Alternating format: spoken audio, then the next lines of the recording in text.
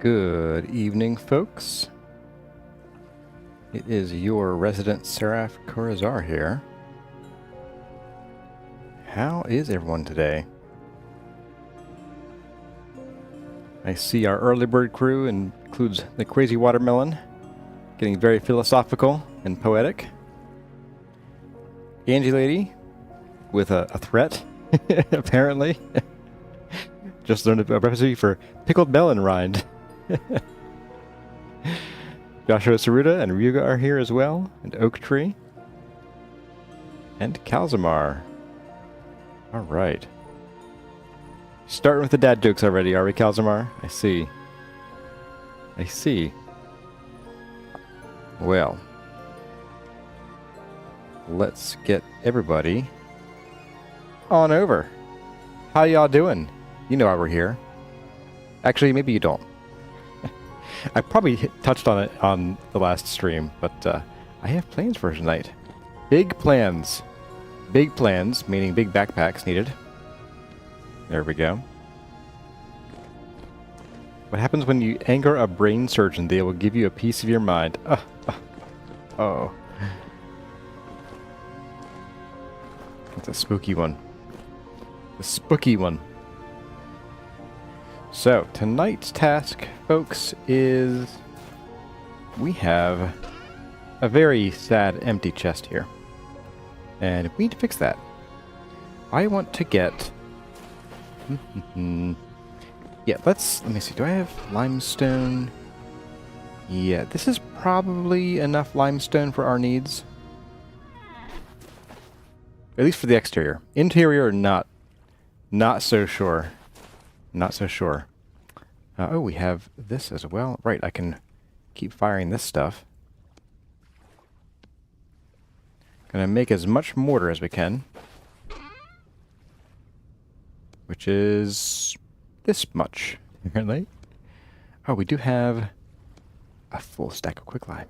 Not too shabby. Alright. Well, let's start the firing process for these guys. Oh, they're still smoking. Oh, it's cold. Okay. It, like, just got too cold to relight, apparently. Oh, wait. Oh, there goes. There goes one, at least.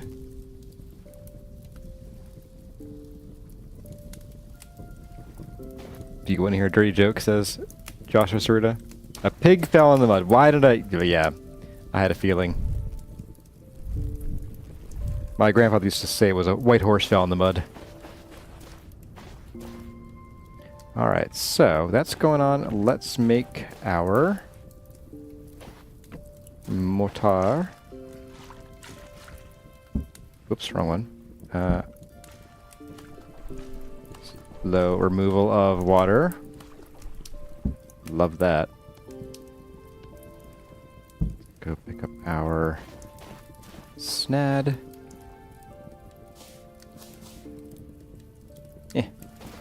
Put the rest back in a minute. And boop.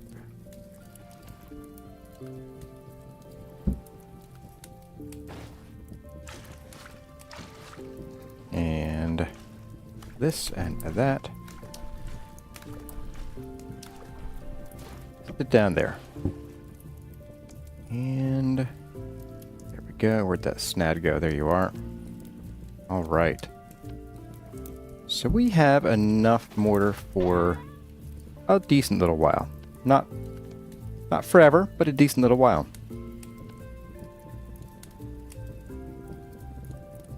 All right. So there's that. Let's go. Drop off this stuff in here.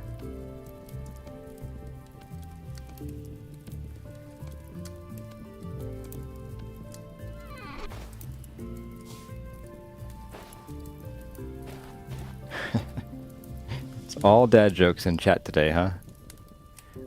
Okay, let's go finish dumping this stuff out of here. And then we'll be ready for some quarrying action. Some heart-pounding quarrying action.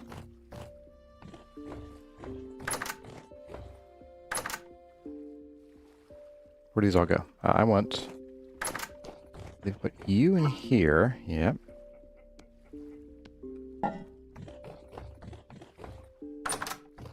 And I'm going to leave the wood over by the beehive kiln. Oh, look, we have great wind and we don't need it. Of course. Of course we do. You know, I'm going to leave this somewhere. Just in the chest, I think.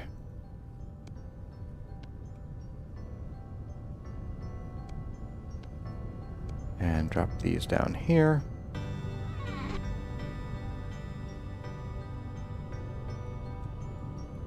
Hey there, Burnzilla. The next Sulston Kurzara joint video will be a quest for more efficient mortar production techniques. Yeah, someone said that my issues are probably due to a mod. Because I have like Crateful on and CarryOn and a bunch of other mods that sort of modify what some of the item interaction rules are like. It's tall. So it might be that. Hey, another one bites the dust. All right. You caught the stream, Kiku Disaster. Yes, you did.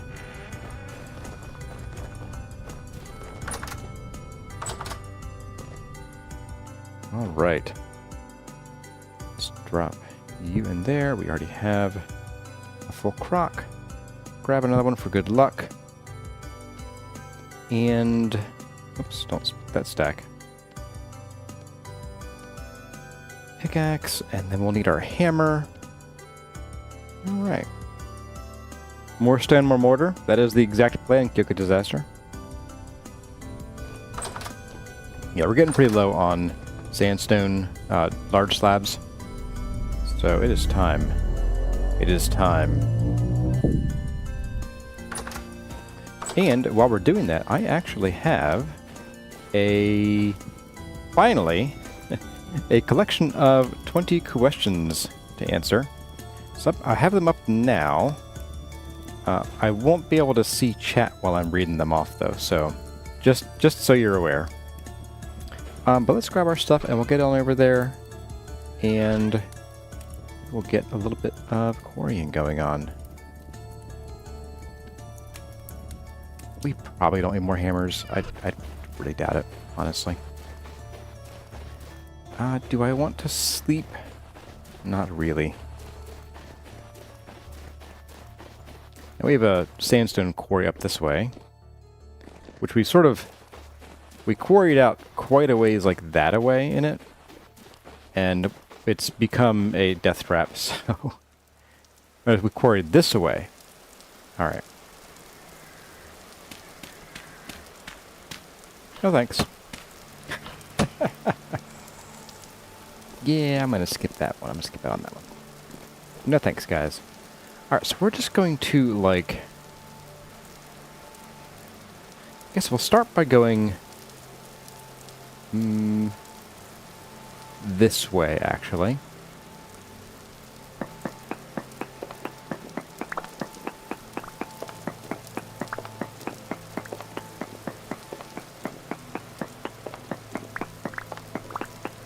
I counted right.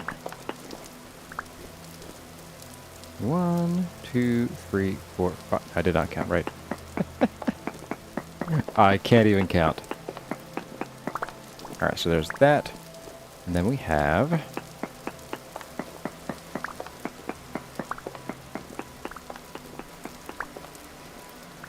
so that should be 7 there. So let's see. 1, 2, 3, 4, 5, 6, and 7.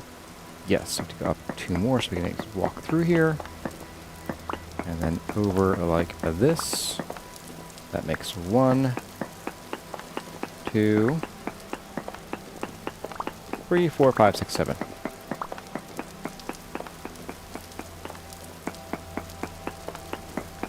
So I've got a few, like I said, 20 questions here. And let's get to it. So we have one. These are some of these are like over half a year old at this point. Just haven't really had a chance to get to them. First one's from Azariel Kai, who asks, as your community is growing, do you fear or have other feelings about the fact that you might not be able to engage with everyone in it as fully in the future? And this is one that I touched on a while ago.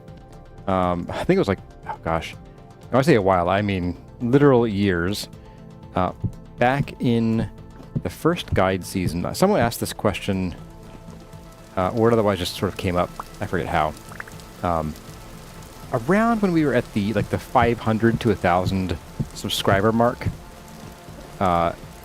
where I didn't really have a good feel for like how engaged everyone is when on YouTube, and so I didn't really have a good feel for like when that would happen, when I have enough subscribers and commenters and things where I can't really get to them all, and we're still not there. We're close to 15,000 subscribers, and I would say we're not there to the point where I have to like step back yet, and I'm glad for that.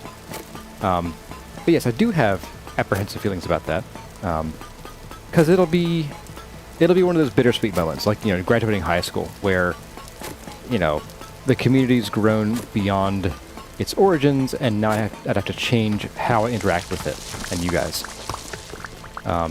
So it's, hooray, we got more subscribers. Sad, because can't engage with everybody on the same level as we did before. So it's a bit of both. Alright, so we got that in. Let's get those on. Right, ladders. Ladders. There we go.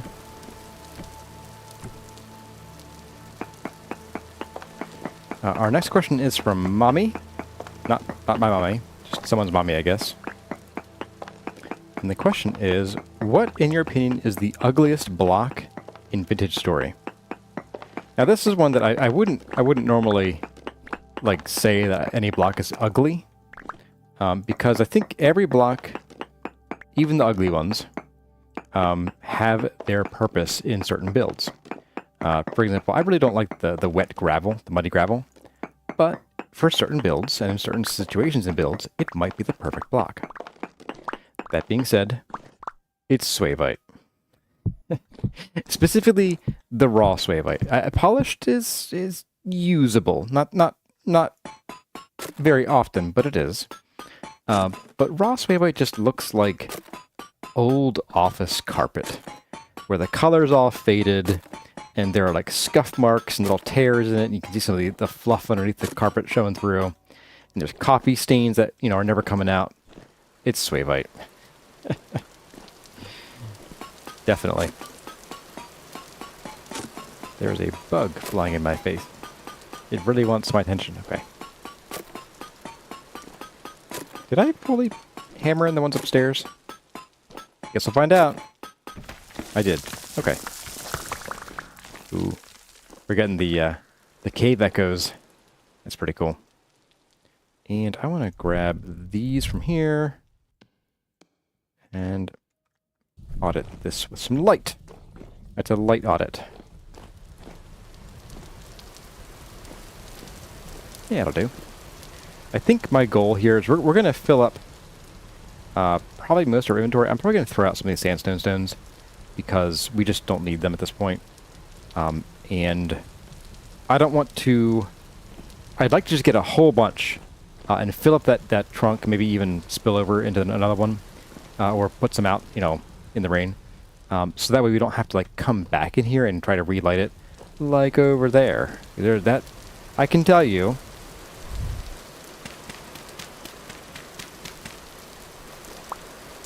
Yep, that's full of stuff. Bye. So yeah, I want to avoid that situation, if possible. Oh, that echo is really wild.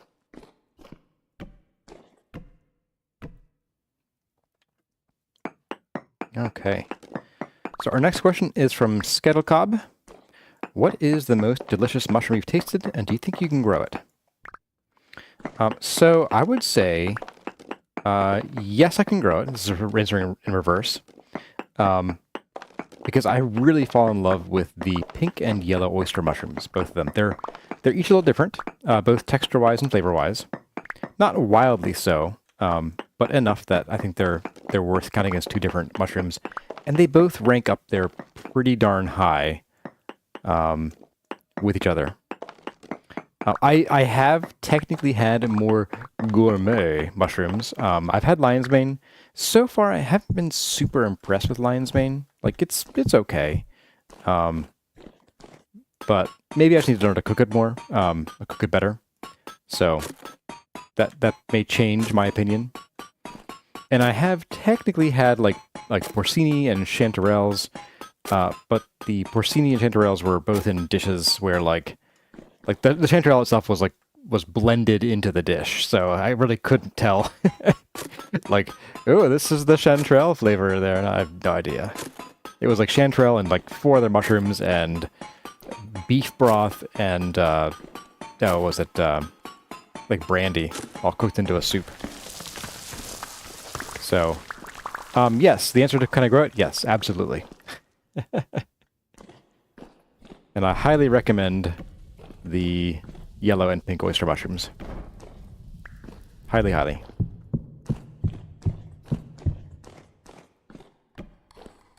Let's see our next question. I'm going to scroll down here. It doesn't have to actually read.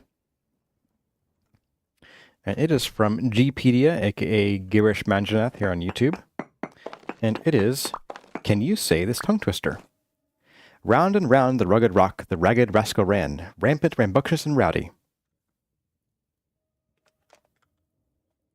Yep, where's my... There you are. Yes. Yes, I can say it.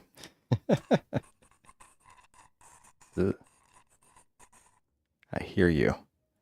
Just like that. And the last question I have from the community today is from Hunterin. It is it's sort of a dual question. What is the most fulfilling part of your YouTube and streaming journey? And what advice would you have for other people who want to get into that hobby? Or that jobby, as it can become. So I'm going to answer them separately. There are a lot of fulfilling aspects to this. There's the community, there's the getting to play games and talk about them. I think the biggest thing for me is being able to share my creations with people. I'm a creator at heart, primarily by writing, and I haven't had a whole lot of a chance to share my writing with people. At least, like, not in a context where they might not want to discuss it, like, freely because I'm the author. Because when you write a book, like, the entirety of that content is yours. Well, until the AI finds it. And then it's Facebook's. But by playing games and interacting with people online, there's sort of like a we're all enjoying it together aspect to it. Where sure, I'm building the temple, but like I'm taking it, questions and suggestions and build ideas from people, and I wouldn't say it's like a collaborative effort, but it is. Like it is. So people are more willing to talk about it freely and express opinions that if they are reading a book, they might not express out of fear for like how I'd feel and responding to it. I mean, certainly someone could come along and say, hey, I hate your builds, they suck. Well, okay, well, don't watch me then. But I feel like there's sort of you don't want to do that to like an author because they might react poorly. And authors do often react poorly. So I think that's it. I like the more dynamic conversations you can have, the more honest conversations. And that's really rewarding. The second part is any advice I'd have. And this is a two-parter. Some advice is more like material, and one is more, I guess, philosophical or mental. For getting into YouTube specifically, you want to make sure that you have at least a reasonably competent setup. If you're doing like video where you record yourself or record stuff that's not, you know, on the computer screen, make sure you have a reasonably decent camera. It doesn't need to be like super expensive. You can buy a pretty cheap camera and get a lot of mileage out of even like a phone camera. But, you know, make sure your lens isn't scratched or blurry, and make sure it records at a, you know, reasonable frame rate. And even more than the video quality, it's loud. Even more than the video quality is make sure your audio, especially for your recorded speech, is good quality. That is huge. People can deal with so-so video, but if you have audio that's you know, crackly or your phone's underwater, or muffled, as it were, then people are just not going to want to listen to it.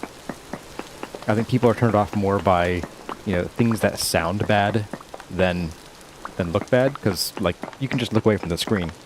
If you want to stop hearing it, you got to turn it off or close your ears and walk away really far. And then if you're doing video recording from a screen, make sure that your computer is up to the task. That's sort of like, it doesn't have to be perfect. It doesn't need to be, you know, 180 FPS. I would say, you know, I would say 30 at a minimum. Make sure you get like a nice smooth 30 FPS at a minimum. And then 60 FPS is preferred, but not required, but it is preferred. Got to count here for a second. 1, 2, 3, 4, 5, 6, 7. All right. We got 2 here. The other advice I have, which is more of a mindset thing, is especially when your channel is young. And this can depend on what your goals are for your channel, but there's a particular audience you'll never ever get away from. It's you. So first and foremost, I recommend making your videos for yourself. If you don't have fun making them, that's going to show. You know, do something you want to do, and you won't work a day in your life, kind of thing. So make sure you're enjoying the videos you're making. Make sure you want to make them. And if it's not working out, then try something else. Take your time with your channel. You know, don't rush for the 100,000 subscribers unless you're really just doing it for the money, in which case you're probably not a vintage story audience type YouTuber. You know, this is a game and it's an experience that sort of rewards patience more than instant gratification and heavy monetization. Oh, by the way, I got a sponsor. It's G Fuel. Just kidding. Just kidding. So yeah, make sure you're doing it for yourself, and I think your audience will appreciate that you're enjoying making the videos for them more than just, you know, I got money from ads. Great. Awesome. So, yeah, thank you to everyone who sent in questions. If you have a question you'd like answered in a video, feel free to pop it in a comment. Use the hashtag 20questions. That's like, it's like this, 20 questions. Like so, as you can see down in my chat there. Or there is a 20 questions channel over in the community Discord server. Pop it in there, and I'll respond to the comment with a note that it's been added to the list.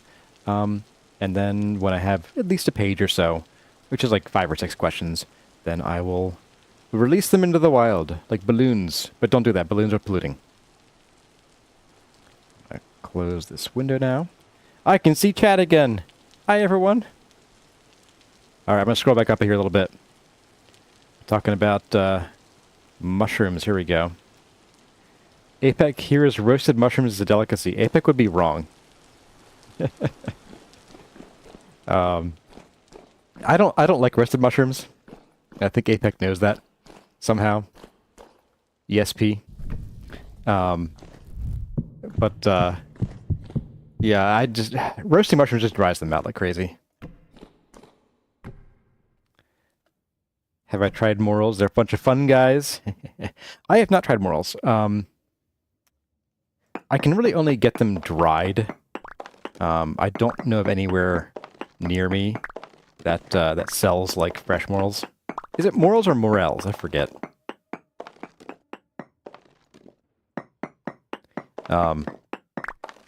But interestingly, the company that I bought the mushroom substrate from, and this is not a paid promotion, unless they want it to be, in which case my bank routing number is, it's called North Spore, and I bought my substrate from them recently.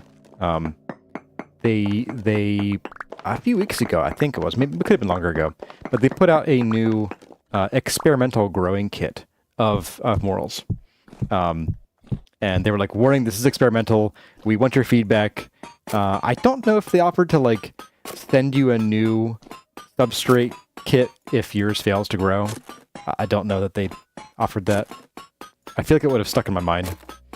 But I did halfway think about it. I'm not lying, guys. I did halfway think about putting down the money for this. It wasn't any more expensive than their other mushroom growing kits. It was like $30, I think. Something like that. It could be worth it. They sort of warned that, you know, don't try this commercially because you're probably not going to get a whole lot out of it, or at least not enough to be commercially viable. Introverse, hey, welcome. I think you're a new face here, aren't you? You are about to go to the Lazaret story location. What gear should you have? So the Lazaret, and without spoiling things, Lazaret kind of leads pretty directly into some of the rest of the story. So you're gonna want to be prepared with kind of most things that you're going to need. Oh, there's ladders I forgot down there. I would suggest that you bring along like iron plate or better armor. Maybe scale mail is fine. Chainmail probably fine. I just don't like chainmail personally. There's so much work that goes into it. It's not much more work to make plate, and you get so much more durability and protection out of it. That being said, you're going to want to also have a set of light armor to bring for later portions of the story events. Calzamar has tried morels. You research it and they can make you sick if you don't cook them. Yes, a lot of mushrooms can do that. In fact, a lot of the gourmet mushrooms are like, don't eat these raw. Just don't do it. It's a bad idea. I don't think the oyster mushrooms are in that category. I will tell you, they don't taste very good. Like, oh man. I don't even like raw mushrooms to begin with, like raw, like cremini or portobello mushrooms, which are the same thing, by the way. Sometimes people put them in salads and stuff, and they don't impress me in salads. But I will eat them any day over raw oyster mushrooms. Any day of the week. That was a stone. Don't really want you, but okay. Yeah, there are plenty of mushrooms that will make you sick until you cook them. Plenty of vegetables, too. And some that just aren't really that edible. Like, that won't hurt you, but aren't just hard to chew, or just don't eat well raw. Alright. Morels have a weird flavor. Hey, little polycatsman. Mushroom is a condition.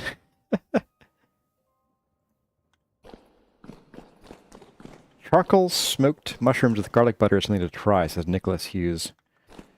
Charcoal smoked. That sounds like work. Okay, ditch all these. Everybody say hello to my poor cats who are locked outside my office door, begging to be let in so they can jump on my keyboard. And otherwise be a nuisance. Plural, nuisances. Nuisancy. The Harbinger of Conflation. Hey, welcome back. You wanted to inform me that it is 3 in the morning where you are, and you'll be holding a presentation in 6 hours and 47 minutes. I hope you're not like staying up because you can't sleep out of anxiety about this. I know that feeling. I know that feeling. Good luck with your presentation.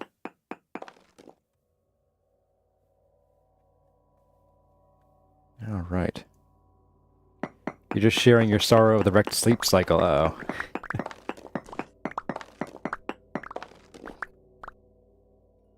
We're talking about Interverse's adventure. Yeah, Interverse, that's a good advice from, where was it? There it is, Burnzilla. Make sure you bring a temporal gear or a couple. You want to set your spawn. Unless, some other prep you could try is, and I noted this at the beginning of a previous stream, I think it was 2 weeks ago now, or a week and a half ago.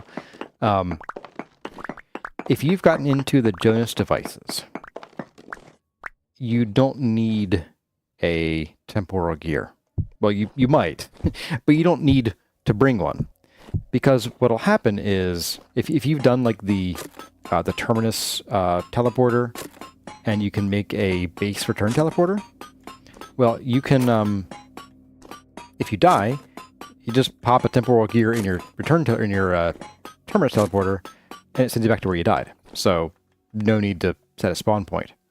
And then for the other one, the base return teleporter, I've tested this. You can actually teleport home with your elk. So you put the teleporter down, you fire it up, get on your elk, and you gotta do it, you got like 5 or 6 seconds, and it will teleport both of you back home. Which is pretty cool in my book.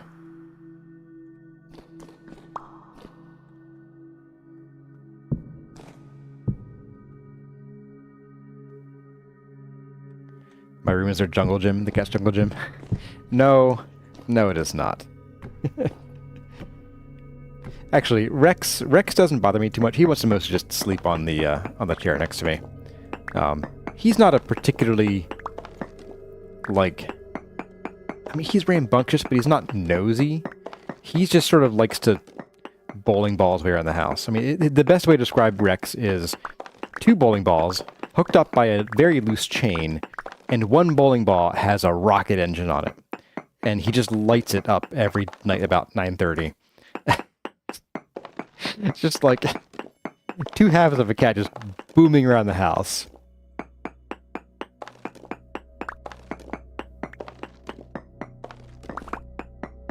Oaktree has a good point too about if you have a network of translocators, you can also just wire them up if you have the engineering mods to send you back to, or make a chain to get to and from the story locations. So you're not nervous about your presentation, Harbinger? That's good. You're speaking on German law since the 28th, and it's not like nobody saw this coming. Okay. German law, the profession with the longest words in the entire world. What was that one, like at one point it was the longest German word, like Rindfleisch Satzungsbeschädigungsgesetz or something like that. That always made me chuckle. Right, let's pop down. That one? No, it's there.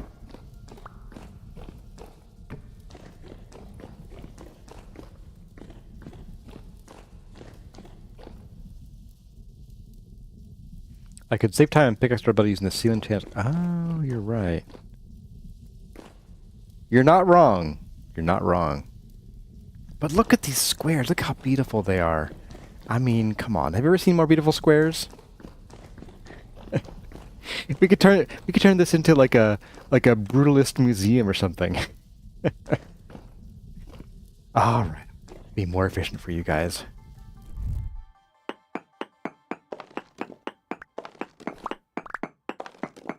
Hello there, Carpenter XL and Pinix. Welcome, welcome. The core is appealing to the eyes. Alright guys, real quick in chat. Should I follow the advice and ruin my square designs here? Or should I continue my less efficient method? you're getting the Barrier Freiheitsstärkungsgesetz.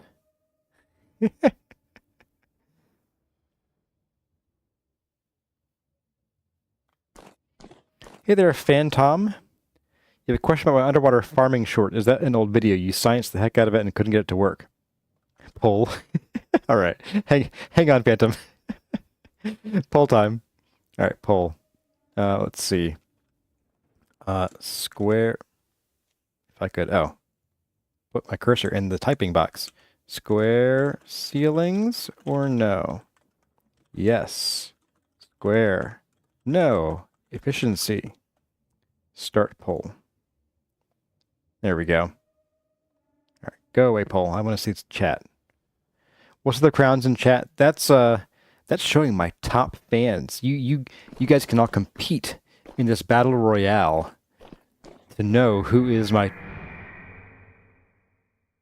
Well, I hated that. I guess they didn't like my spiel either. Anyway, you all to get to battle, duke it out, and see who's my toppest fan. The one of you who's my toppest fan wins. You don't win anything, but you win. Efficiency for the cowards. Keep the design, says Simon H. All right, so Phantom, the issue with the underwater farming, so far Square's winning. I'm just gonna start with Square. Is you have to hoe and plant the crops before you put the water on them.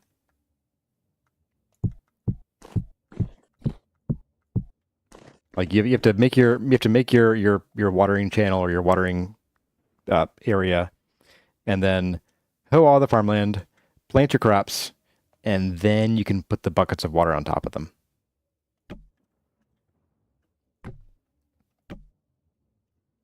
Or if you're talking about the direct injection one, I lost count. Where was I? 1, 2, 3. Oh, we're good. 4, 5, 6, 7. So just up to here too. You did that. They still won't hydrate. Oh yeah. So you can't. So the water on top of them doesn't hydrate them, and that was the silliness part. Well, one of the many silly parts of that video. Those videos, plural. I have a couple more queued up, by the way, guys. I'm kind of doing like one a week, like publishing one a week. But I had a bunch of questions about that come in, so I recorded a few of those together. So I've got a bit of a backlog, which is nice because that gives me time to work on a somewhat more involved short that I think will be amusing. But yes, you can do the direct injection with the watering can, or you can put water blocks on the side of the farmland after they're underwater, and it will be silly. Uh-oh. Harbinger got banned for a bad word. Oh no. You know, I removed crap from the list of bad words. Because I think it was also like if you wrote the word scrap, I'm pretty sure it would ban you. Yeah, just be. I think I might need to do some more Nightbot auditing. You don't see a crown, but you're a patron. No, YouTube isn't hooked into Patreon at all. I don't know a way to do that. The crown is just like, I guess, like who chats the most or likes the most videos. I don't even know. It's weird. You use the word behind. Uh-oh. You're now the company expert for your huge German law word. Oh, great. Oh my goodness, oak tree. That's the same joke you told earlier yourself. Hey, the Luthien Nightwolf just popping on for a bit. Well, good to see you. Well, squares have won out, so I'm going to end the poll. Nightbud is back, yep. We cannot use the donkey term. All right, I'll remove that one. I'll remove that. Mom joke. Super chats also adds to the points for level 3 crowns. Interesting. And it's an engagement score. Can one ask for assistance without triggering? I guess you can. I guess it knows. It probably has a dictionary of like okay words. I don't know. Memberships don't count, but YouTube super chats do. That's weird. No mom jokes, but computers also don't have father boards.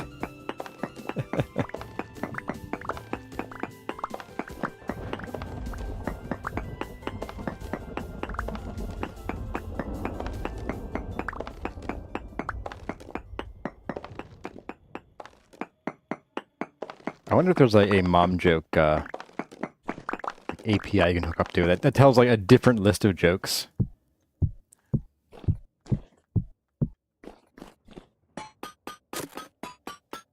They'll end in "don't you know."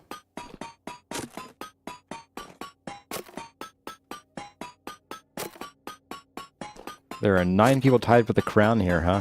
Oh man.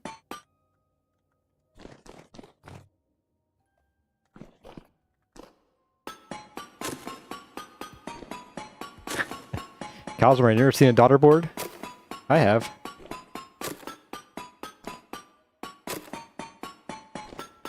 Are moms ever wrong? No, and if they are, it's dad's fault.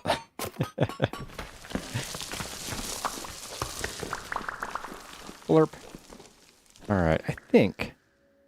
Yeah, I think we'll get to the end of this row, and that should be... enough for... maybe forever. We'll see. Maybe not with the interior. Exterior, I think this will be plenty for what we have left.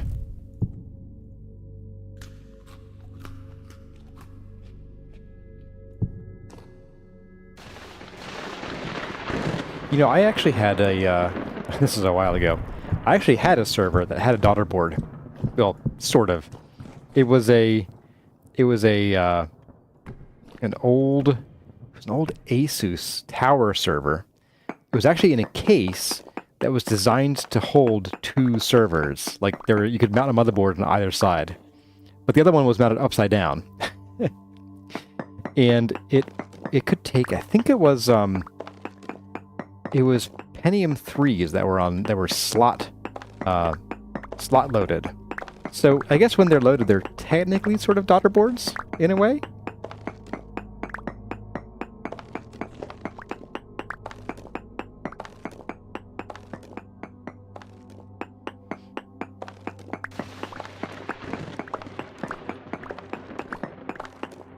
All right. So after we finish up this gathering, I want to go and get some more andesite. If I can remember where we found it. It's a big if.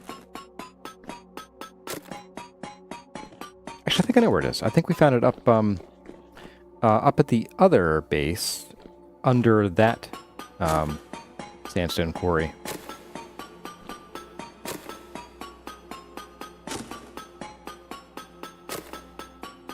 How peculiar. Is that the about the ASUS server? It wasn't a very good server. In fact, I got it for free because like it was like a client had brought it into my work and was like, "Hey, I don't want the server anymore. Get rid of it." And my boss was like, "Here, Curzar, I want a free server." I'm like, "Sure, I'll take a look at it."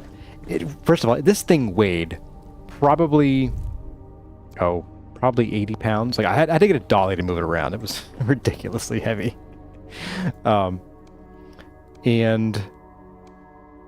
It could boot up. It was not fast. It couldn't even handle like it could barely handle Windows 2003 server on it, or server 2003.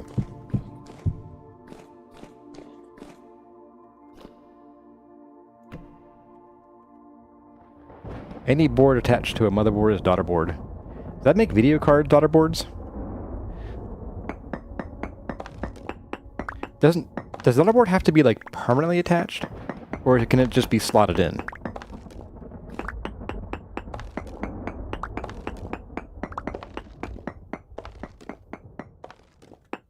Yeah, backbreaking labor. Yeah, it was a meaty server. We ended up not keeping that one. We being me and my roommate at the time. We wanted a low power, cheap server, read free, for running the other block game server on. That one didn't end up working out for us. But we did get one, again, for, this was like, I think we bought it for like $20 from my the same boss. Because, again, customer brought a server and said, hey, I don't want this anymore, get rid of it. And he was like, want a server? We're like, sure. He's like, well, I'm going to take it home and clean it, and you can have it for $20. I said, fine. Deal. And it was a, oh gosh, it was an IBM, oh, something 286, or 216, or 268, I forget. But, had a dedicated RAID card in it, dual 60 gigabyte hard drives, but they were server drives, so they ran at 10,000 RPM or something like that. I don't think they were the 15,000 ones. And that one had so whatever Pentium server chip was available during the Pentium 4 days, like later Pentium 4 days. So I think it was, I want to say it was a dual core with hyperthreading or a quad core without hyperthreading. I forget which one. That's going to end up with an SGI Octane workstation. I'm not familiar with those.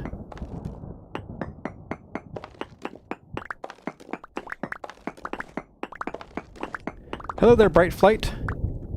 You are also playing Vintage Story. Awesome. That is it's a good pastime, if I may say so, with my very unbiased opinion. Yeah, the IBM didn't last long. It could just barely handle like 4 people on another block game server, vanilla, back in like beta, like 1.6 through 1.8 or so. And then we just realized it just wasn't up to the task. It couldn't handle it. They were used for early CGI. This is the SGI Octane. They were used for early CGI stuff and had some Unix type system. Interesting. My mother-in-law might be more familiar with them than I am. She was a software engineer. But it's after the IBM fiasco. Well, it wasn't a fiasco. It was just meh computer. Come on. Oh. Can I? There we go. Oh. Got some not slate. That looks like shale down there. Spooky. Alright. Doing this for quite a while. Let's just chuck these out. And look at that. Look at that ceiling. Oh, that is so satisfying. Music, why did you start now? It's just gonna go away when I walk over to that corner. Basalt. I don't think it's basalt. I think we're too high for basalt. Well, not too high, but like I don't think there's much basalt here. I'm pretty sure this is shale. We can always dig down and find out. I finally coffered ceiling. Because after the IBM breathed its last, we ended up building a server. Well, I ended up building it, mostly. And I actually still run some of the parts. The case is an Antec 300 from, oh, who knows how long ago. I think it's still using the same power supply, too. Not positive on that one.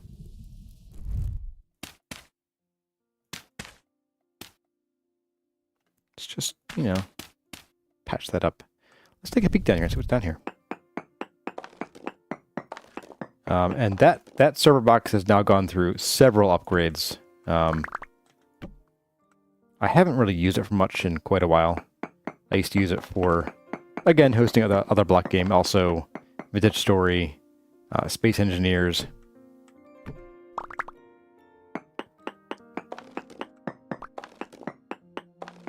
It is indeed shale. We could keep going and see what's below the shale. There could be andesite right here. I don't really see myself using much shale in these builds. It might be handy for, like, some, like, small countertop kind of things. Need to add lava to my evil lair. My lair is not evil. It is a temple dedicated to sun and air and knowledge, or sun and water and knowledge, and air, sort of, as the ancillary theme. Do you really save money that way? You only ever run VPSs?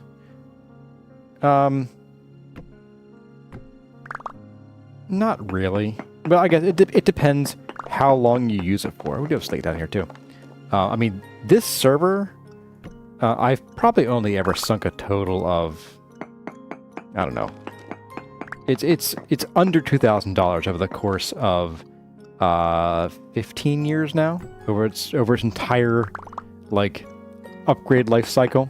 Granted, the only parts I have in it that are original to it are the case and the power supply. So, like, the CPU is from 2019, so is the motherboard and the RAM.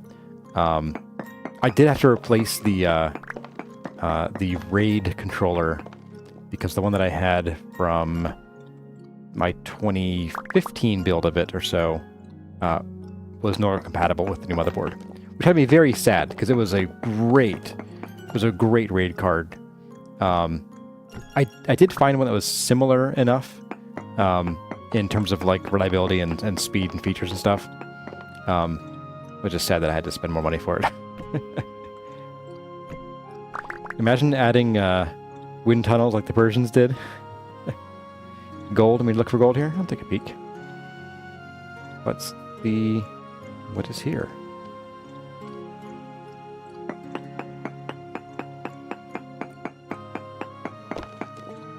Quartz. No gold. Boop.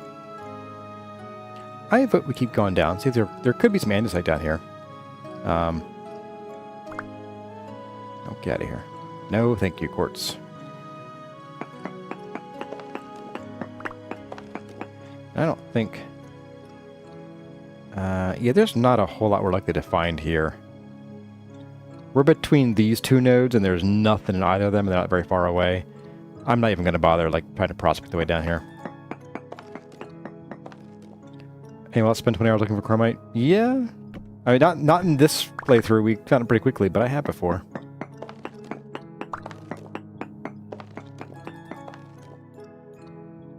Is andesite related to Perry Dwight? Yeah, they're cousins.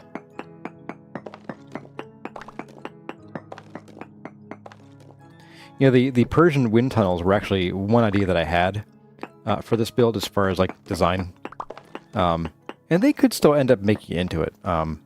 I might do something with the towers at the top of the sort of spires at the top of the tower to sort of effectuate that.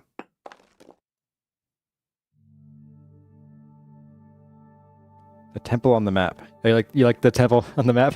Yeah, it's pretty intense. I'm kind of thinking so I was originally going to like use mostly like neutral colors on the top here. But then I was thinking, like, wouldn't it be cool if this looked kind of like a flower from above? So I think that'd be kind of neat. I'm thinking about it. I don't want to get too crazy because, like, when you're there and walking around, like using, say, like chert gravel for like paths and stuff, that might get a little too intense. It's so tiny. Alright, you come build it. I'm getting kind of low on these. Let's just get a few more squeezed out. We'll see if that gets us any or far enough.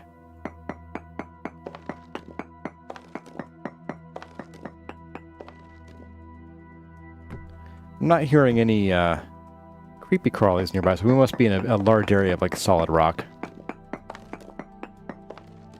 Hey there, Karen Graves. What a struggle. You've glad to see me on the last couple of times you just lurked. Well, welcome. Temple for ants. Might be able to use flower pots and plants to add color. Yeah, and that was my original idea was to use plants and things for color, like when you're there. But I don't know how well this will show on the map. Oh, there we go. Now I hear growls. I don't think we're gonna find much andesite down here, if any. And something I haven't seen in a very long time is Timberlight. Do I spy? Really? Okay. You want to play it like that?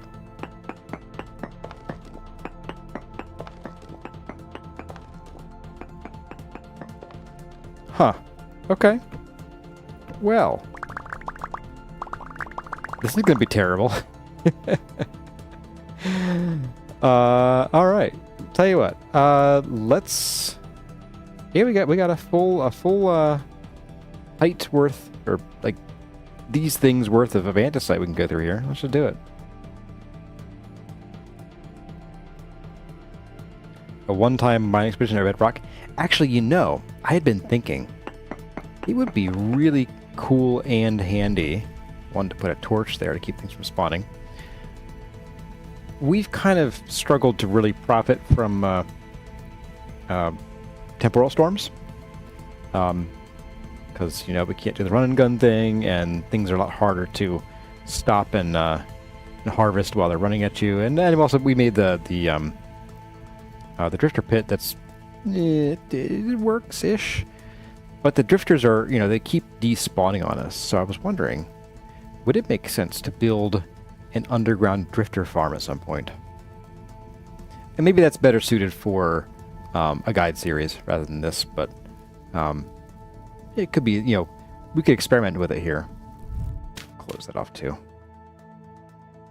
Get shot in the butt while I'm crawling down this ladder.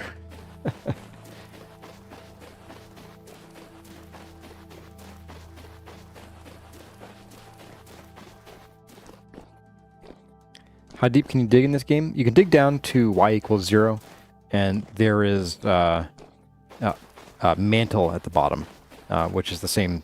It's analogous to Bedrock in a certain other block game you may have heard of before. Oh, 16. I'm going to throw the hammer out. Tell you what, I'm going to actually swap hammers.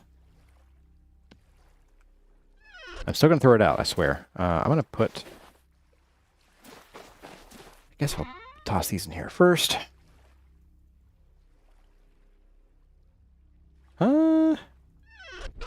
So we started with about this many. And that got us here. So given that we have just one more arm to do, and then a lot of this is going to be other types of stone and, you know, open air kind of stuff, there's a lot of interior. I'll say we definitely have enough for the exterior. That's like 100%. Interior, I don't really know. I do want to use a lot of like smooth sandstone on the interior. I love like the idea of like a smooth sandstone floor. Like, that's why I have them here.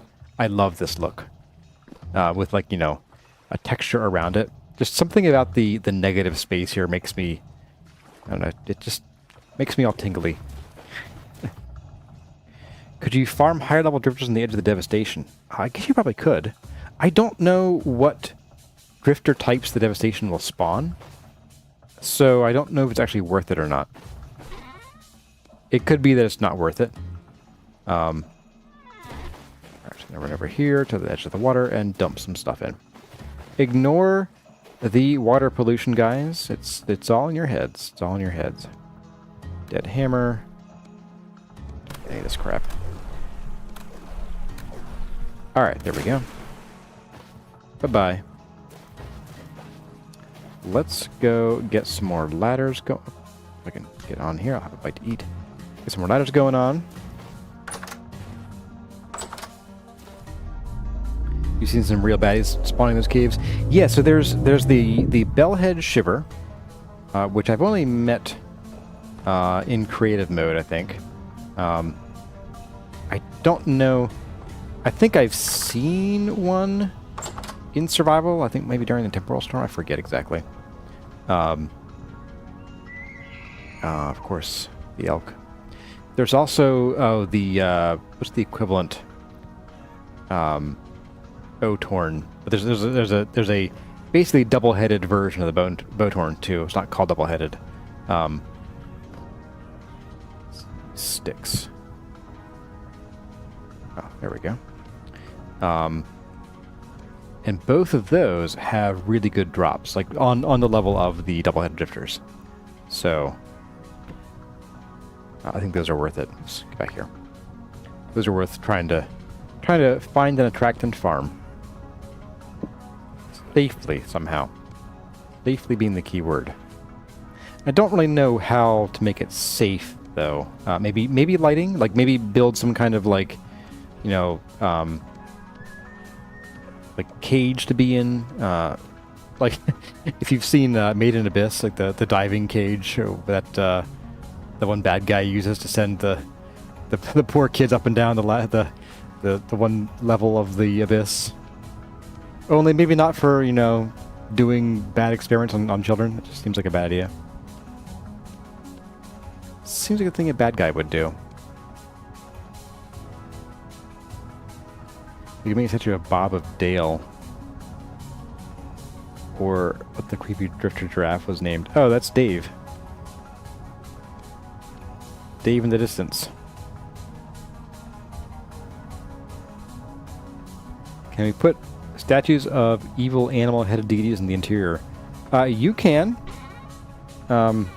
After I'm all done with the series and I like post the final temple for patrons to download and play with.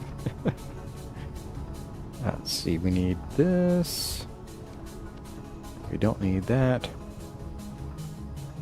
Yep, I'm stuck. Speaking of which, I do want to see what's down here again. I forget.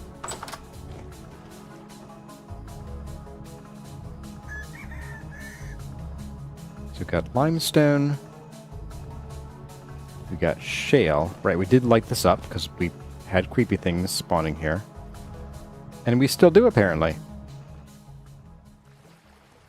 Look at that. Wow, I hate it. Look at this turd. Oh, andesite right here. Ooh, there's a bell right there. Yeah, we're not going to go there.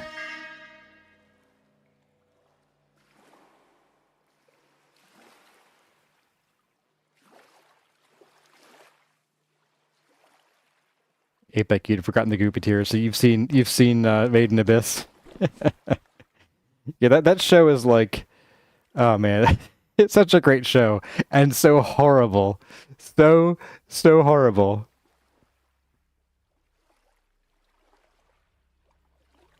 Dave needs a statue. Oak trees. Oh, you've seen streamers refer to the other mobs as Jeffs. I think we'll leave that place alone. They seem content down there. I don't think they need me.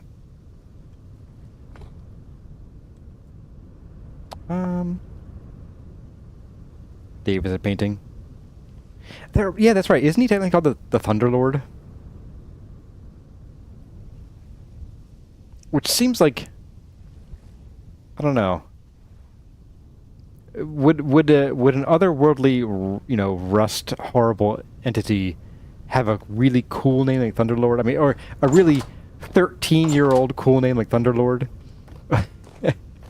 Or would it be more like Squagmorboth or something, you know? Shub-Naguroth. Don't say that thing 3 times in a row. They'll Beetlejuice it. Alright. Inventory's empty. Let's just go get like a couple andesite. What are they called? Chunks, slabs.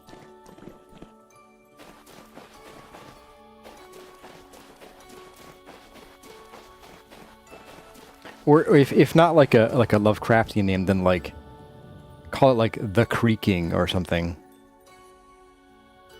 D the Thunderlord sounds like a child self-insert. I mean, Thunderlord does by itself already. Let's be honest here. Thunderlord is like, okay. I hope Tyron doesn't watch this VOD and, like, report me.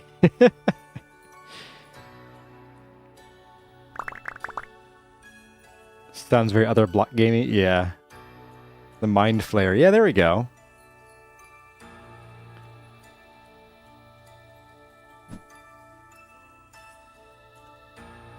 Alright, so we're going to start with this.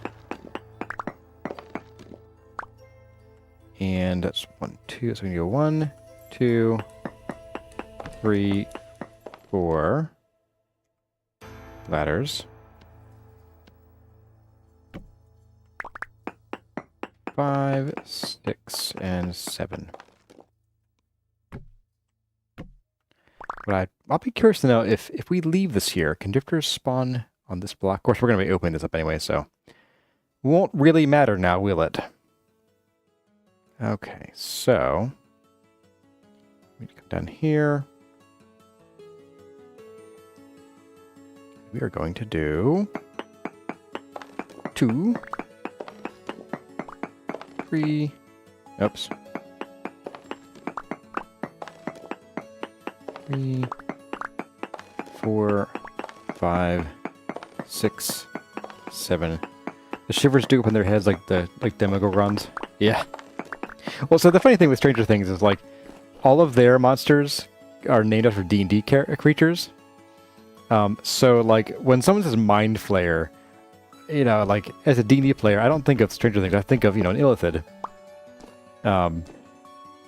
Same for Demogorgon. Like, Demogorgon is actually is one of the princes of the Abyss, I believe. Pretty sure he's a demon, not a devil. And he's basically this giant, like, two-headed ogre monkey. That's it. I mean, still scary if you're fighting him because he's got, like, really crazy abilities and he's super strong. But I don't know. They use them differently, like, thematically in Stranger Things.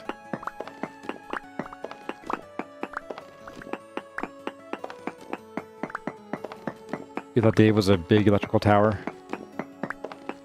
Yeah, I guess if he, like, makes a lot of lightning, that could make sense.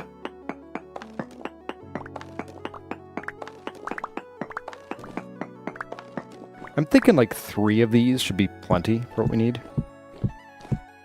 Because I think we've already done, like, most of the biggest building with andesite that we're going to be doing. Oh? Really? 1, 2, 3, 4, 5, 6. Oh, we're up too high. Okay.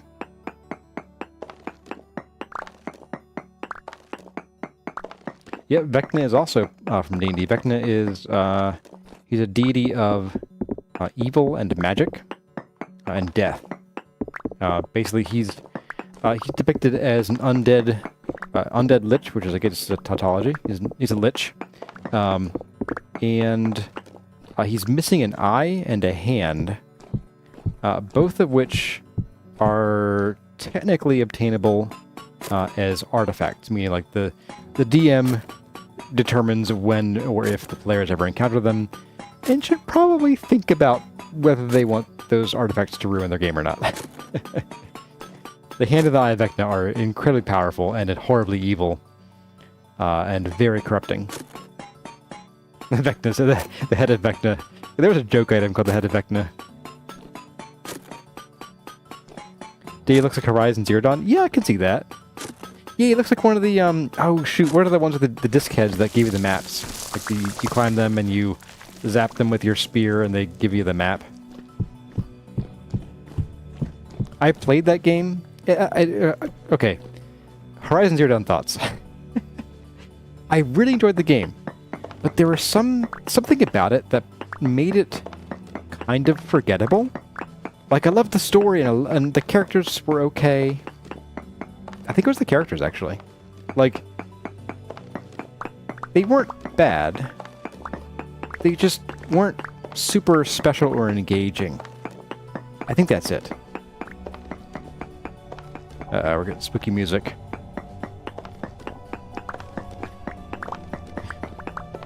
I'm not going to say what the Harbinger said. Because Nightbot just swatted you. Uh-oh. 1, 2, 3, 4, 5, 6. Oh, I missed one. What do you think Dave would be broadcasting?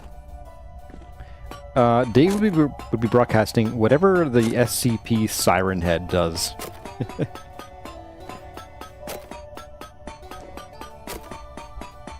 Jen and Tonic totally agreed.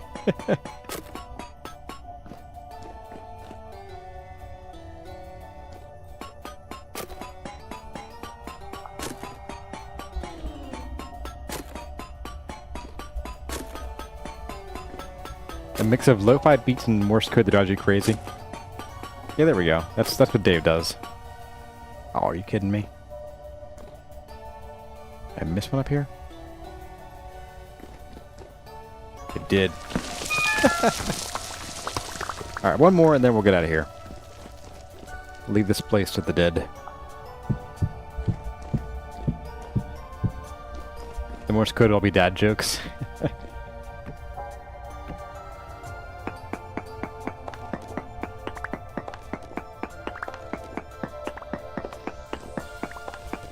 No wonder temporal storms distort the music. Dave wants to listen to his mixtape. I like that. That's my favorite explanation so far.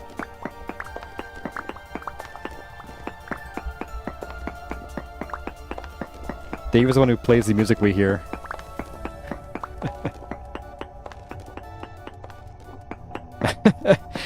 Dave is restreaming old Joe Rogan episodes. That 24/7 in the void is what's turned you into a drifter. I think we found the canon explanation.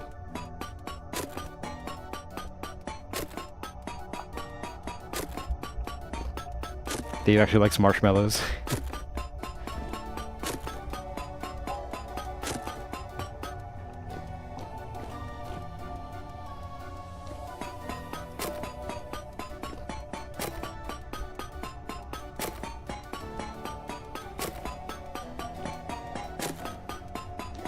But yeah, so we could actually, like, we could take this eventually, or maybe a thing like it, and like turn this into a drifter / everything spawner. Maybe have like a shooting gallery from above, like a walkway we can run around and shoot things from. Or have some kind of like a kill pit, whether it's water based or something that moves them all to a particular spot, and then we grind them up. I'm thinking about that for another guide season now. Ooh, yeah, it's right in my ear. Yikes.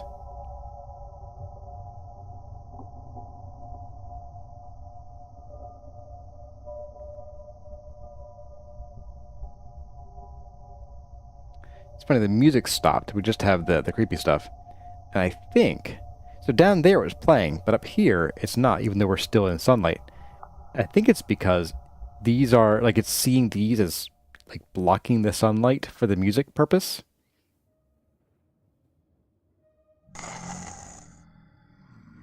Oh, you all. All of you are very silly. So are you. Alright, real quick. Snack break. Boat snack. That reminds me, we should make a boat. I did see somewhere that Tyron put in a safety feature for boats so you can sort of scooch them around in water that is, and I quote, too shallow. I am wondering if this is going to be too shallow for the big boat. And I guess we won't know till we try it. Alright, I'm going to throw out this quartz. No one wants you 3 pieces of quartz. Yeah, too shallow. Oh, you used the number 2. I didn't catch that. Oh, we can finally put andesite in the Mr. Andesite bin. Oh my goodness. Be still, my beating heart. Alright, so we got 5 of these now. That should be plenty. since we're definitely going to be using a lot of bauxite in the future, we're going to be polishing up that bauxite and using it everywhere because it works so well everywhere we put it.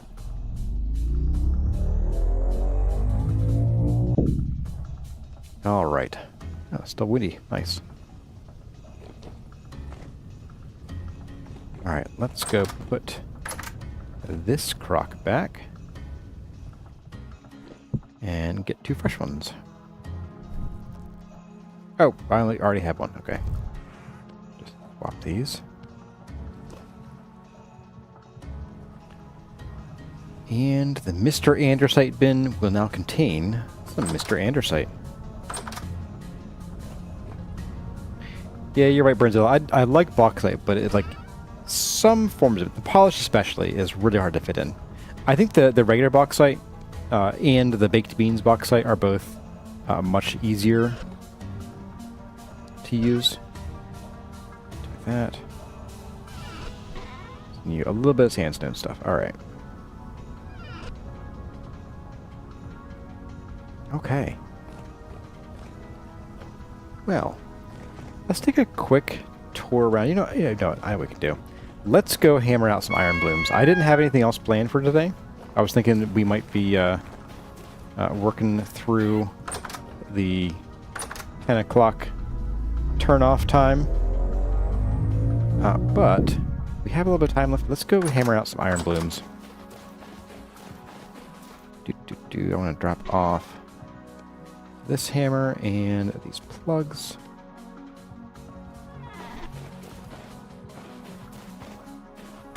You like the bauxite with andesite or slate gin and tonic? I'm actually the opposite opinion. I don't normally like color schemes that use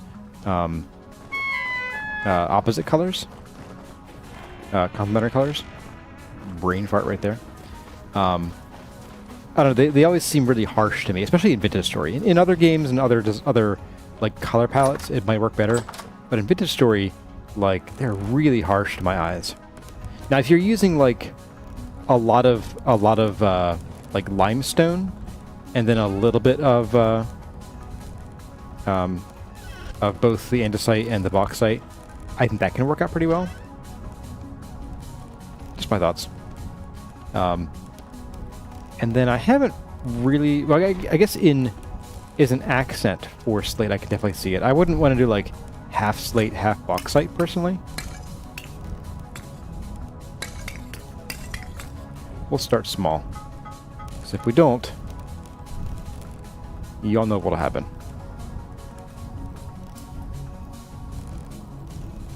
Alright. How did you spawn out here?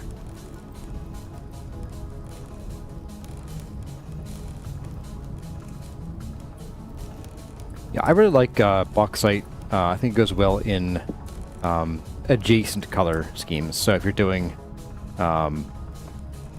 sandstone, bauxite, chert, or with or without some purple heart, like I did in the season 1 of the guide in the second half, I did rooftops that were sort of like a sunset.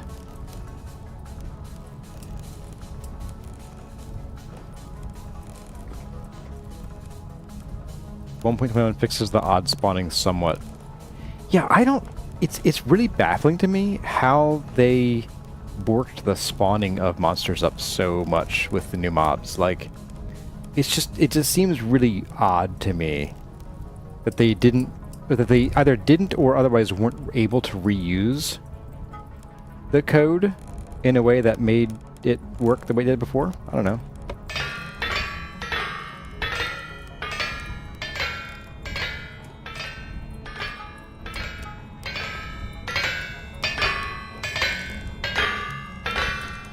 Hammering out some nice iron turds, you bet. I keep getting requests to gear this up, and I know I talked about it when I built them, but the gearing up doesn't really impress me a whole lot with the speed.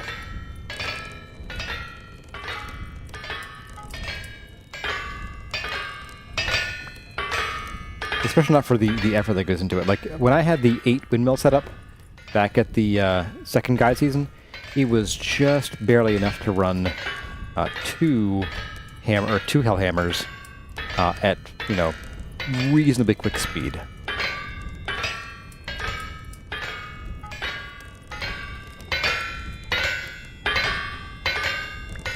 It's hard to really quick. Yeah, I think so myself. Like, I'm happy with this speed because I can keep up with it. If I was working at double the speed, I would need double the forges, and I'd probably run out of, like, I'd probably mess up along the way. Let's get that here.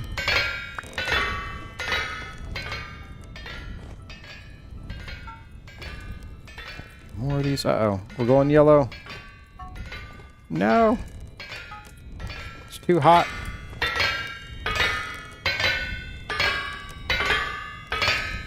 Just like the 800-degree iron bar on the floor. Yeah, that's how it works. It's physics, baby.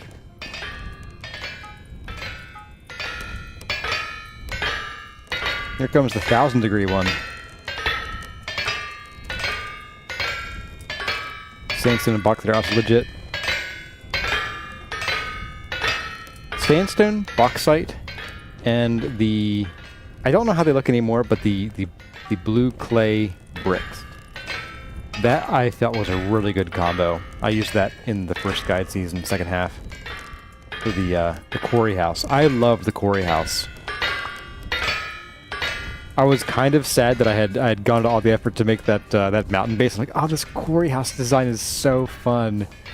At the time, I hadn't seen Encanto yet, because I hadn't had a child at that point. And now I have seen Encanto 500 billion times. But I was getting ideas for that house that would have ended up being a very Encanto-like build. And now I'm like, do I want to actually do that now? Because then it would definitely be an Encanto-inspired build. And I feel like it would be influenced by that. Calzamar. Genentonic being a mod against Calzamar over here. You find it odd that the wooden tonics don't have a durability?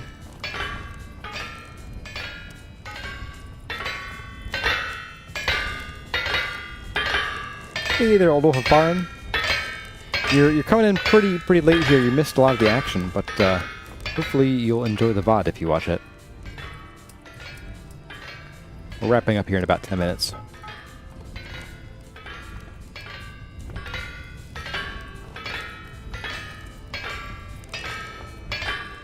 My favorite thing is when people build their... Oops. Didn't put the thing on. When people build their... Why is that... Oh, they're actually glowing in the pile now. Oh. That's cool. When people build their fire pits on a wooden floor... Not naming any names. Raccoona.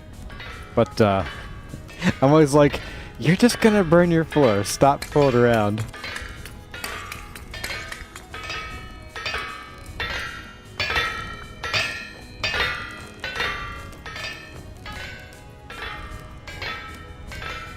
Everyone knows wood is fireproof.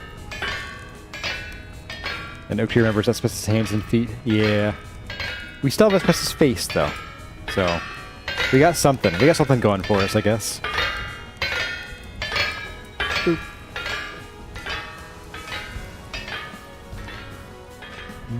Swap you. We're down to our last bits of coal here. Alright.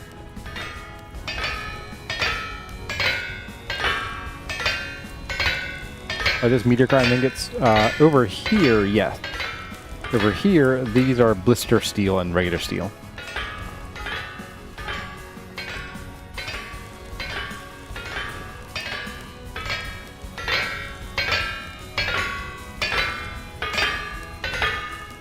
Come, buddy. There we go. Oops.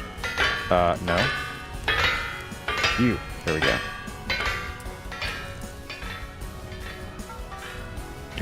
It gets redder as I add more ingots to it. That's pretty funny.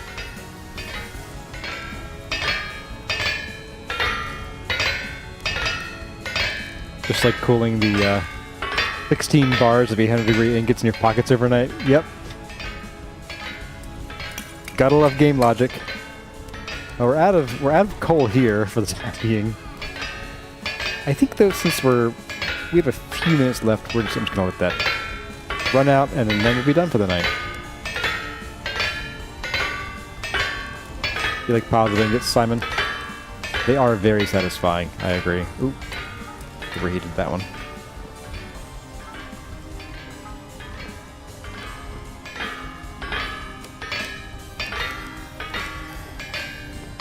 You can do it. Go, go.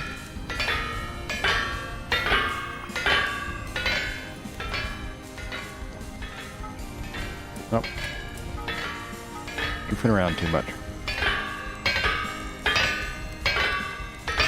And you still wake up shivering with your hot ingots in your pocket? Yeah. I forget. I should check. I don't think forges count for heat.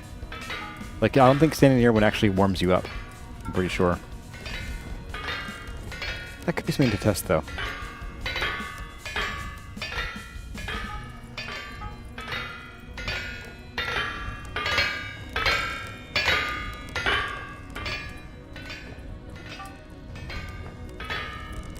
Right. Forges do not warm you, oak tree. Thank you.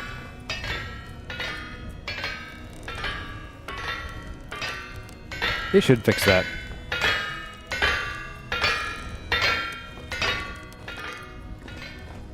Well, it's funny. I have this idea of like, you know, they should also increase the radius of warmth. Then I'm like, you know, I've been around like a cold night with a campfire, and if you're more than about 3 feet from the fire, it's not warm. It's just not warm.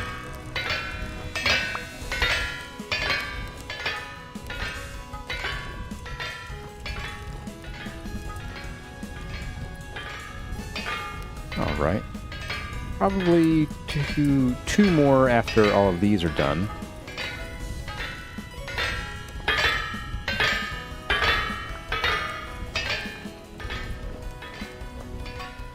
Hot pockets you can know with magma. That's a hot pocket already. That's tautology.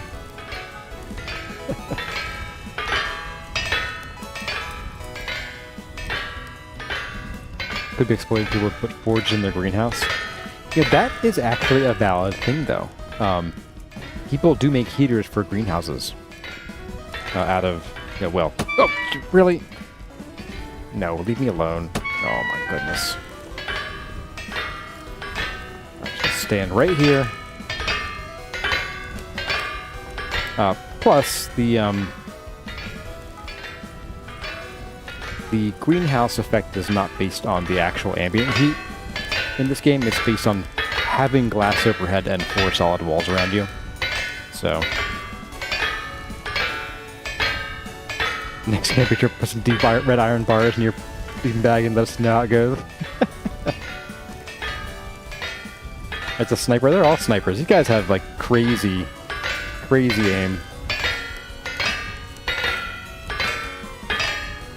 Return of root. I agree.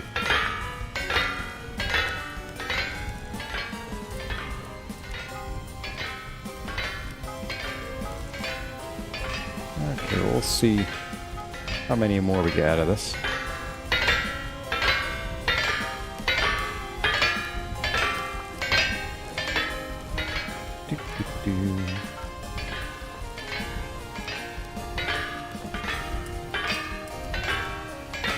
Jeff the Mudball Sniper.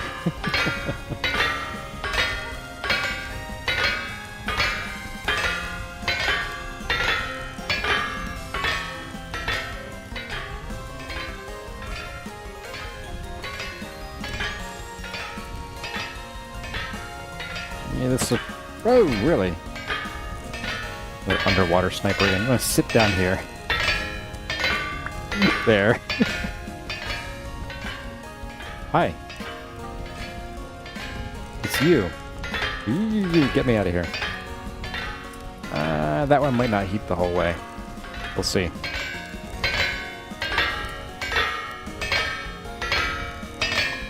Was there projectile sharpened bone? Yes, actually. In fact, in 1.21, we'll be able to acquire their arrows after they shoot them. That was not going to heat it up, but it will. That one also no. Yeah. Alright, it's fine.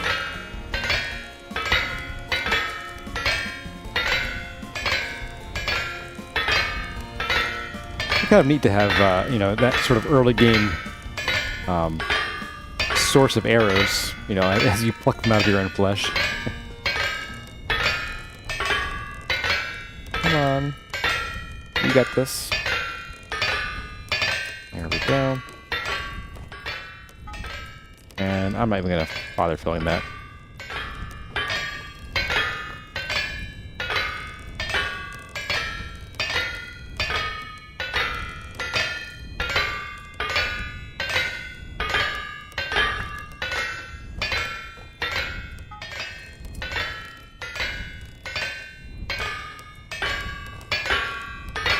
Alright, last one. Buddling, buddling, buddling. Just take these two and restack. Get shot in the face here in a second, aren't I? Maybe not. Alright, we made it.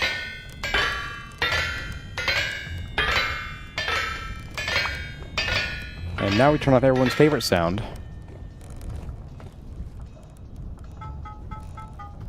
There we go. Let's pop you over here, get you in our hand. And let's go ahead and we'll sleep 8.5 hours. And then just to get ready for next stream, I'm going to bring back some coal to here, to the chest here. And that should about do it.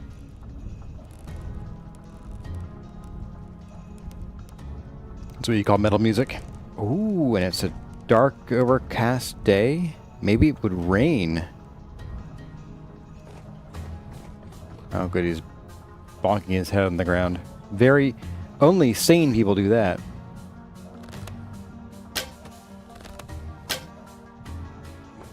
Alright, buddy.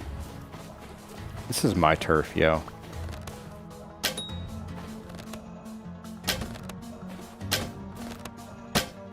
Get out of here.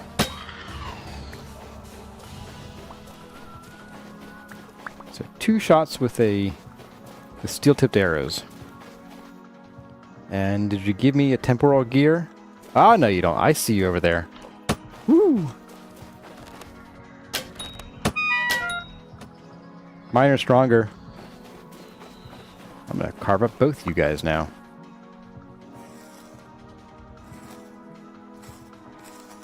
I don't want it. I don't want it.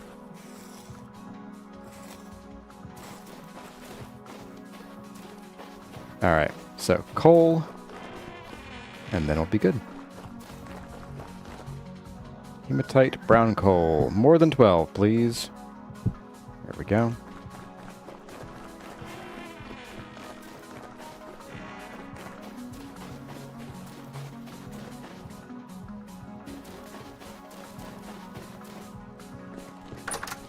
If you were a tyrant, you would make it so that if you go to bed in the open near drifters, they cuddle up to you and whisper, "Thus spoke Zarathustra," in the original German in your ear.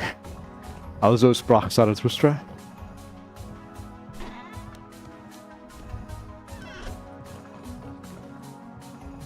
Not sprach. Boy, my German is rusty as these gears.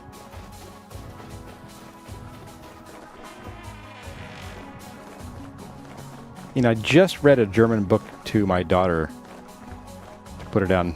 Nice. Alright, folks. Well, that's going to do it for tonight's Chores stream.